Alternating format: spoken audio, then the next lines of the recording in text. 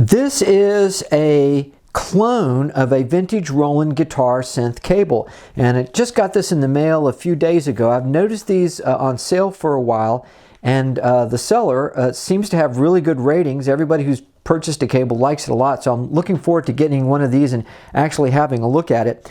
My first impression is it's a really nice cable. I mean, these ends look spot on. Everything's pretty nice. The builder says that they're making this with these are 3D printed parts. The cable reminds me of the Belkin cable that I was using when I was repairing cables. It's not quite as flexible or supple as the original Roland cable, but that's probably because, like the cable I was using, this is a shielded cable. And having a shielded cable is a good thing. The original Roland cables were not shielded. So let's see real quick. I've got a vintage cable over here. Let's just compare these two. Let's look at, I think maybe the female end. Yeah, here we go.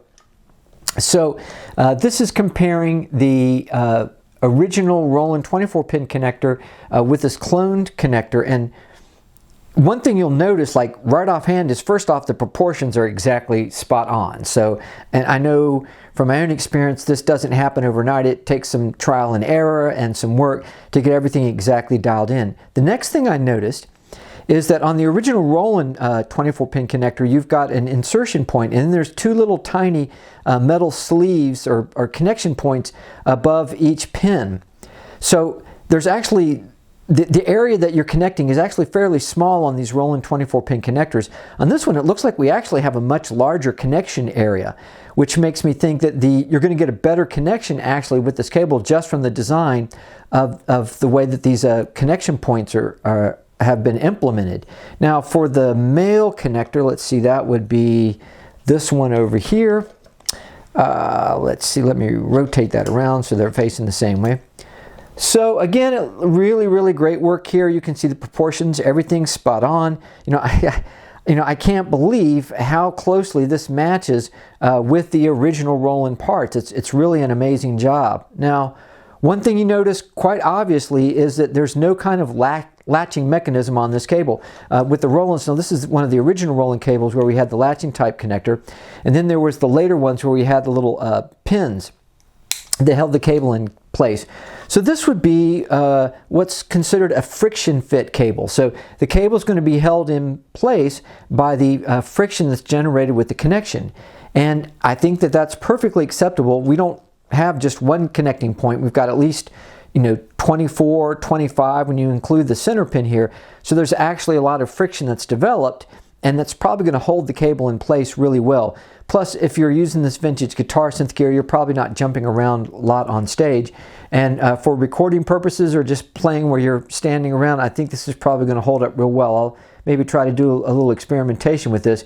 But I think friction fit design, particularly in a case like this, is going to work really well.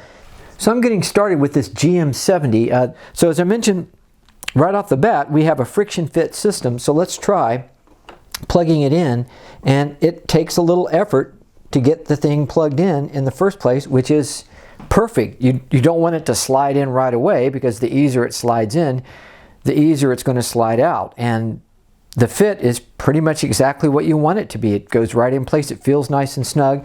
And then to remove it, it takes a little bit of work to work it out. So I think that in terms of, does it fit the connection correctly? Does it work well? Yep. I'm going to say that we're looking good there.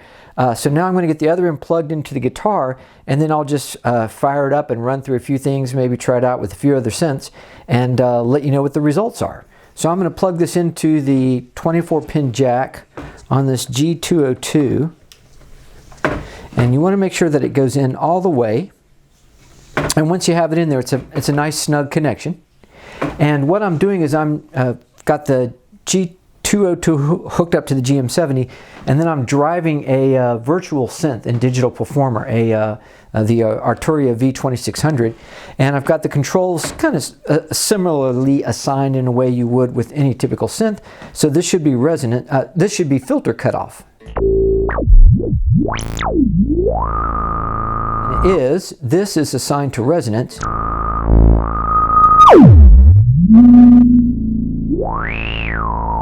And then we have LFO. I'm going to turn the LFO on and off, and remember, you make an electrical connection when you touch one of the touch pads, but you also need to be grounded to the guitar.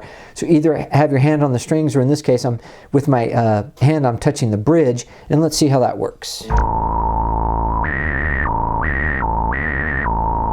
And then I'm going to latch it on by touching the latch pad.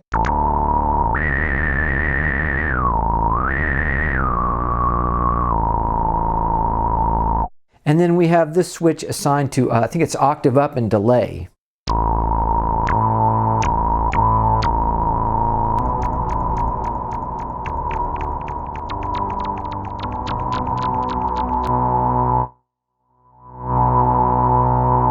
So we're going to be connecting the G202 vintage guitar to the SY1000. I'm using the cloned 24-pin cable, and then I'm using a BX13 to convert from the 24-pin format to the 13-pin format. And there's no locking ring on the BX13, so this is a good example of a friction fit connection that we were talking about earlier. I did notice that you need to make sure that you get this cable in nice and snug when you do plug it in. One time when I plugged it in, I didn't have access to, I think it was one side of the mode switch was not working, and I just reinserted the cable again. I don't think I'd had it quite snug. So something that I noticed was just making sure that you get this connector in all the way so that everything gets a good solid connection. And then I'll just do just a quick little demo using this patch where we can see that the cable's passing both the normal and all the controls for the modeled guitar sound as well. So I got the clone cable plugged into this G202, and the other end is in the BX13 Micro. And let's see how this works. So I'm going to turn up the filter knob on the guitar, which is now mapped to GK volume.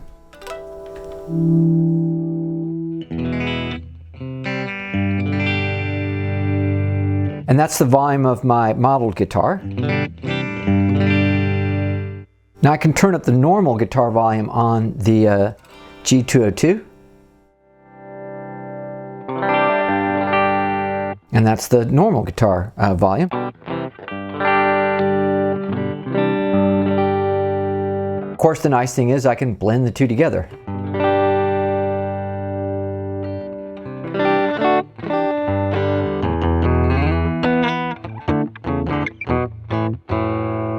And the mode switch changes patches. This is Cone Ukulele. Or we can go up to the patch we were just on. Or we can go up to this patch, which is similar in that I've got the normal guitar going.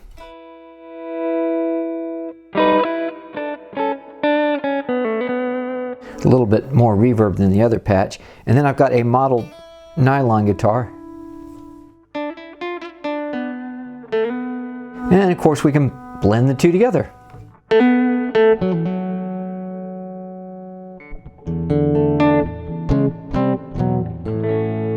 At this point, I think we're going to have to open the cable up just to have a look at the inside. If you've come this far, you're probably wondering what the details are of how it's assembled internally. And so let's have a look at this. So we've got two screws holding it together, and there's a matching nut on the other side to hold that in place. So let's get started here.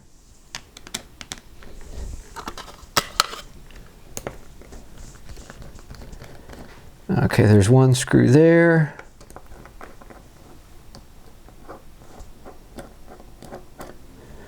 All right, the other one out here. Okay, all righty, there we go. All right, so we're having a look now on the inside. Interesting. Wow, this is very, very nicely done. Really great detail work here. I'm super impressed. Yeah, this is completely pro, very, very nicely made. So I guess these are layered together, maybe? Yeah, so you can see that we have each row here. How do I'm sorry, I'm doing this with the video camera in mirror mode, so it's sometimes a little bit confusing which way I need to move my hammer. You can see we actually have multiple rows of these connectors stacked together and then all layered in place. Well, I mean, the work here is just outstanding.